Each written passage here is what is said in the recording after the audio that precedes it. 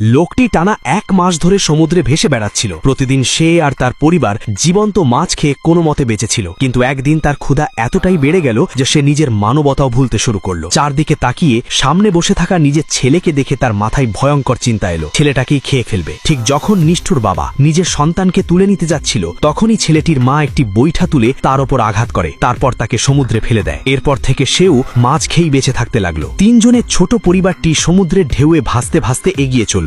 অবশেষে যখন তারা প্রায় অনাহারে মারা যাওয়ার অবস্থায় পৌঁছে গিয়েছিল, তখনই লিসার চোখে দূরে একটু জমি পড়ল। প্রথমে সে ভেবেছিল হয়তো এটা তার চোখের ভুল, কিন্তু ভালো করে তাকিয়ে বুঝল ওটা সত্যি একটি ছোট দ্বীপ। এটা দেখে তার আনন্দের সীমা রইল না। কিছুক্ষণ পর তাদের নৌকাটি নিরাপদে দ্বীপের তীরে পৌঁছল। লিসা তার 2 সন্তানকে নিয়ে দ্বীপে নেমে পড়ল। সবার আগে সে বাচ্চাদের জন্য খাবারের ব্যবস্থা করতে চাইল। একটি ধারালো যন্ত্র দিয়ে নারকেল ভেঙে তার পানি পান করল, যাতে কিছুটা শক্তি ফিরে পায়। তারপর ক্যানভাসের একটি টুকরো একপাশে বিছিয়ে জিনিসপত্র টেনে এনে একটি সাধারণ তাঁবু তৈরি করল। এরপর সে 2 সন্তানকে নিয়ে মিঠা পানির খোঁজে বেরোল। কয়েক কদম এগোতেই তারা একটি ছোট মিঠা পানির ঝর্ণা খুঁজে পেল। লিসা সঙ্গে সঙ্গে নিজের কেটলিতে পানি ভরে নিল। আরও সামনে যেতে যেতে সে কলা, পেঁপে, এমনকি খেজুর গাছও দেখতে পেল। এসব ফল দিয়ে সে সহজেই তার 2 সন্তানকে খাওয়াতে পারবে। অন্তত এখন আর তাদের অনাহারে মরার ভয় নেই। কিন্তু ঠিক তখনই দ্বীপের আবহাওয়া হঠাৎ বদলে গেল। কোনো সতর্কতা ছাড়াই শুরু হলো প্রবল বৃষ্টি। লিসা দ্রুত 2 সন্তানকে নিয়ে আশ্রয় ফিরে এলো, কিন্তু সেখানে গিয়ে দেখল তার বানানো তাঁবু বৃষ্টির সামনে